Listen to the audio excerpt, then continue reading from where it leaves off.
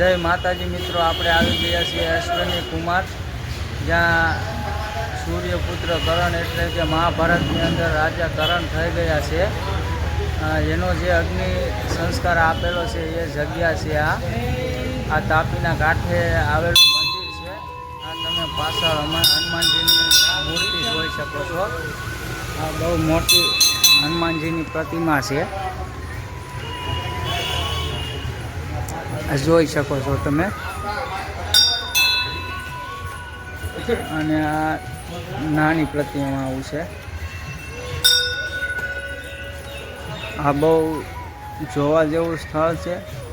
અહીંયા અંદર મેં જઈને જોયું તો હકીકતમાં 3 પાંદડા જ હોય છે, અને ચોથું પાંદડું આવે ને એટલે ચોથું પાંદડું ખરી જાય.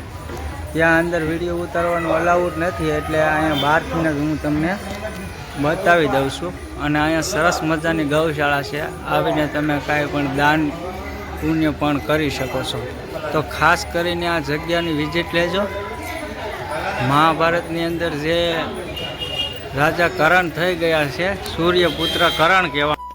મૃત્યુ પહેલાં રાજા કરણે કૃષ્ણ ભગવાન પાસે એક માંગણી કરી હતી કે મારો અંતિમ સંસ્કાર જે પવિત્ર જગ્યા હોય ને ત્યાં જ કરજો. એટલે એ પવિત્ર જગ્યા છે આ સુરતની તાપી નદીના કાંઠે આવેલી અશ્વિની કુમાર. જોવાલાયક સ્થળ છે. દાન પુણ્ય કરવું હોય તો તમારે આ ગૌશાળાએ દાન પુણ્ય કરી શકો છો.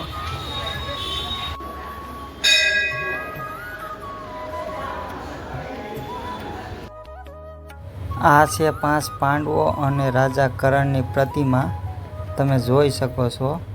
ચારે બાજુ બધા દેવો અને પાંડવો ઊભા છે, અને વચ્ચે રાજા કરણ સૂતા છે.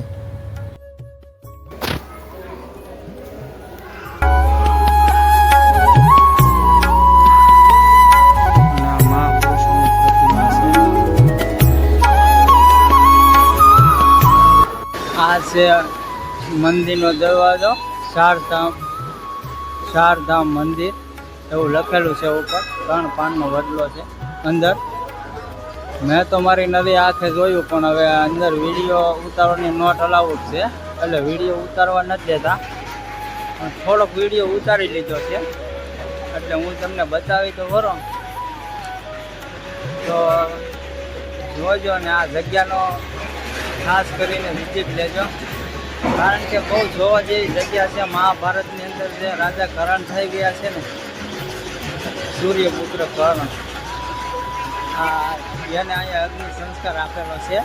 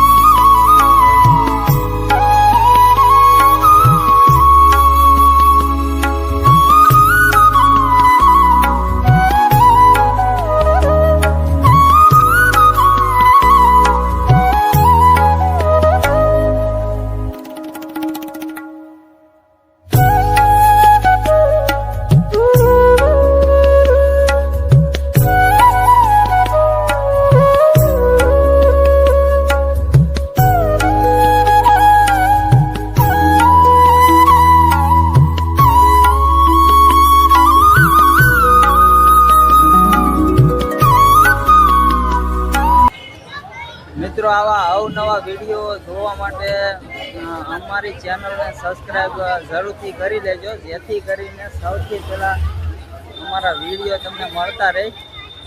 અને મળીએ એક નવા વિડીયો સાથે. ત્યાં સુધી બધાને ટાટા, બાય બાય, રામ રામ.